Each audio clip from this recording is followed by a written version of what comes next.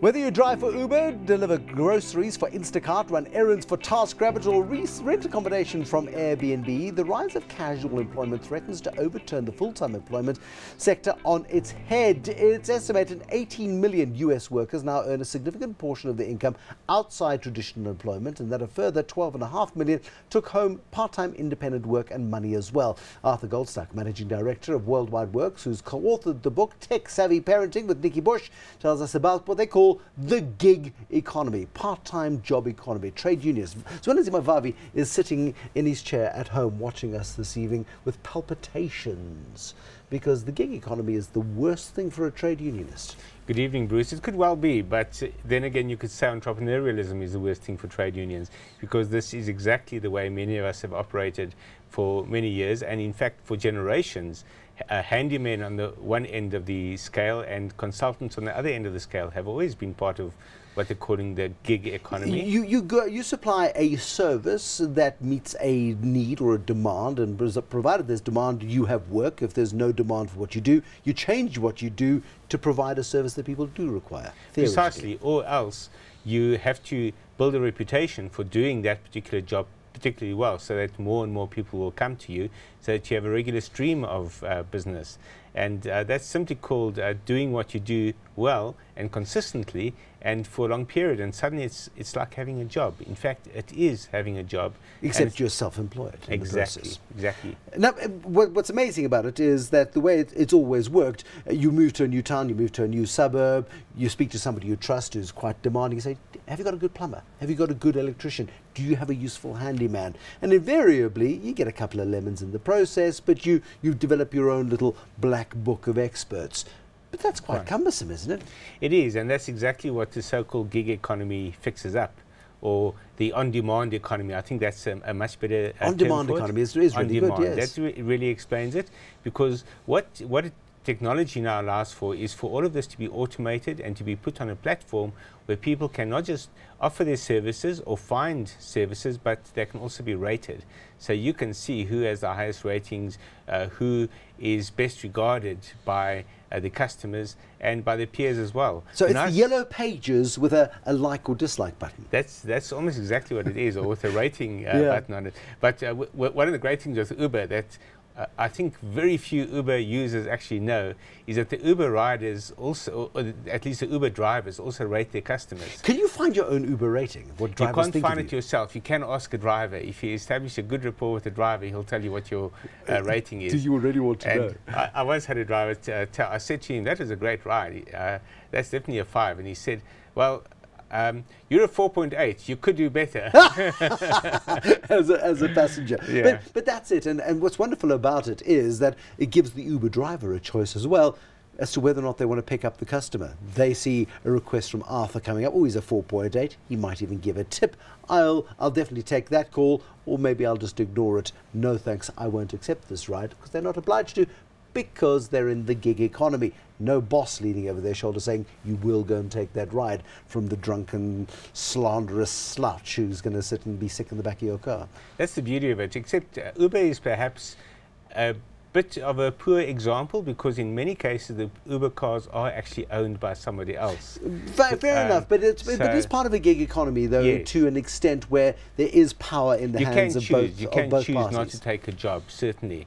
And as with a part-time worker or an entrepreneur or a handyman, you can decide you're going to play golf for the afternoon.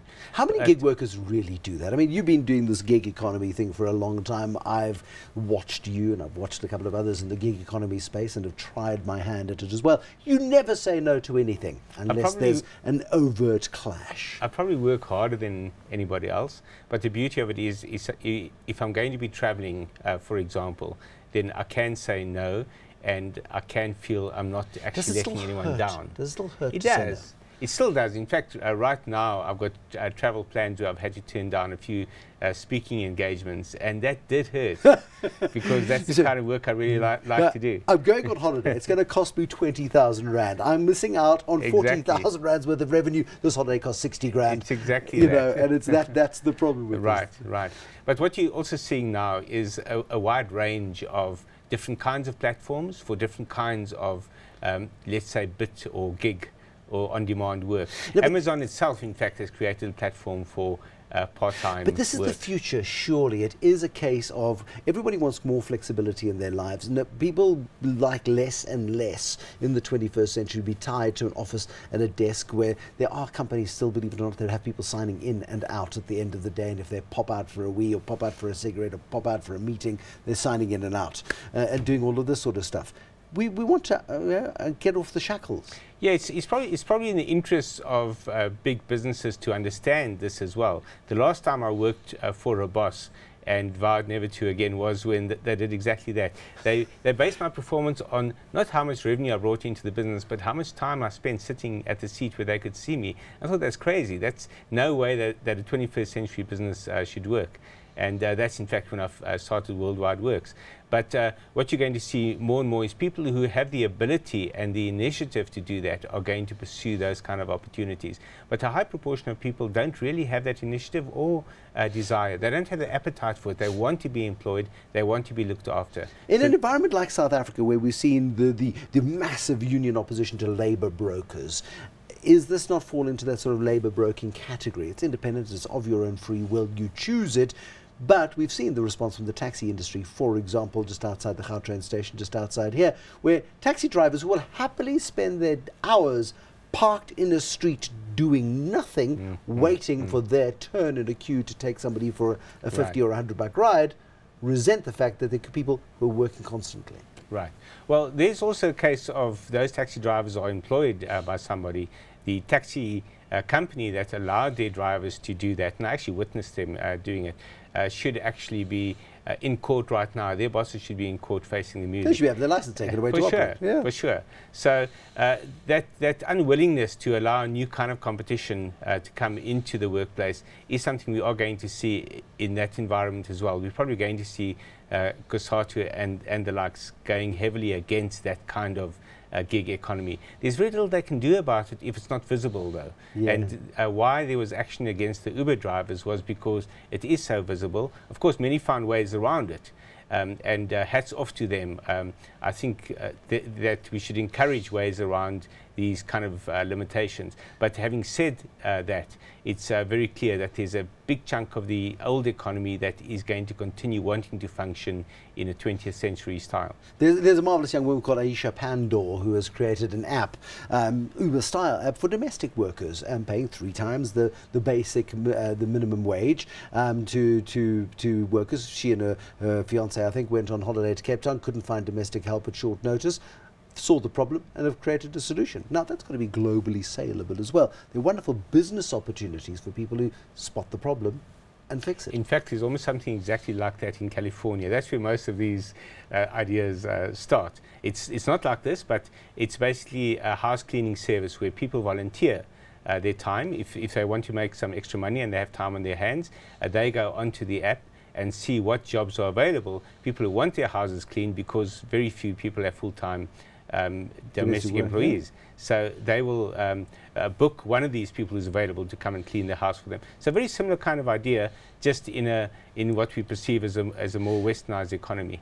And something like an Airbnb is a version of this gig economy. If you're going on holiday for a week, why hire a house sitter when you can get somebody who might be prepared to come and stay in your house and pay you for the privilege? Exactly. In fact, Airbnb, which has now launched officially in South Africa, is already making a massive impact on travel in this country. We think it's an American phenomenon and that it might be here peripherally, but in fact it's already a big story in South Africa, and we're going to see more and more of these arrive. Almost anything that you see in this on-demand economy internationally, you're going to see in South Africa as well, with some lovely local flavor, like the domestic work example you gave. You were going to see a lot of those localized What's examples. The best one you've well. seen? What's the best one you've come across? You've gone, damn, I wish I'd thought of that. I think the best one is what was called elance.com. They've just rebranded, and there anyone providing any kind of information or design type services anywhere in the world can sign on, looking for jobs.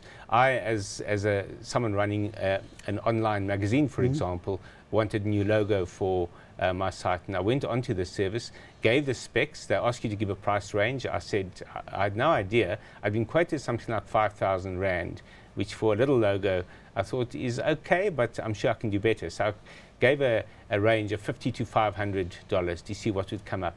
And I had about half a dozen people pitching from $50 to $150. And the best one, because they also had to provide examples of their work, the best one cost me $99 for a great new logo. But this also turns the economy upside down as well, because suddenly a graphic designer in South Africa lost that gig to somebody sitting elsewhere. Someone sitting in India, to be exact. India. Now, that is monumentally exciting and probably twice as terrifying for people who feel vulnerable. For sure. The problem with that is you don't often get high quality. So I've tried to outsource some analysis work, for example, via the same platform, and I found very good, very poor results compared to the local guys, the local analysts that I use, that I can sit on their backs or I can pick up the phone to them, etc. With these guys, you can pick up Skype, of course, which I did, but I found I wasn't getting the quality I was looking for, because I think they're trying to just push out too much. They're probably taking on too much and therefore giving it very little focus. And while it sounds utopian, it's like any industry. I mean, when something new happens, people get terribly excited. It also draws its fair amount of cheats, shysters, and charlatans. Yes. You've got to go in with your eyes wide open as you do business, as you would, dialing the classifieds or going into the yellow pages. There's no question, and you have to have an appetite for risk as well. So depending on how high your risk is. So with those analysts, I didn't have to have a very high appetite for risk because it wasn't too expensive. It was worthwhile experimenting. So when you find something that works, like the graphic designers, then you'll carry on using those and you'll keep finding better and better services. Probably the same would happen with analysts as well. I could probably find superb analysts globally doing the same kind of work for far lower cost and at very high quality. But you have to keep working on it. You can't just do it on a peripheral level. And for people looking for foreign exchange earnings in South Africa, if you want to earn some dollars, well, you could be sitting at home. This is a great in time your back to bedroom. do that. You could be utilizing these applications to participate in the global gig economy. It's a great time to be participating in the global on-demand economy. On-demand economy, that's what it is. Arthur Goldstuck, the Managing Director of Worldwide Worx, the Editor-in-Chief of Gadget. Thank you for joining us. Nice to see you. And thank you for watching as well.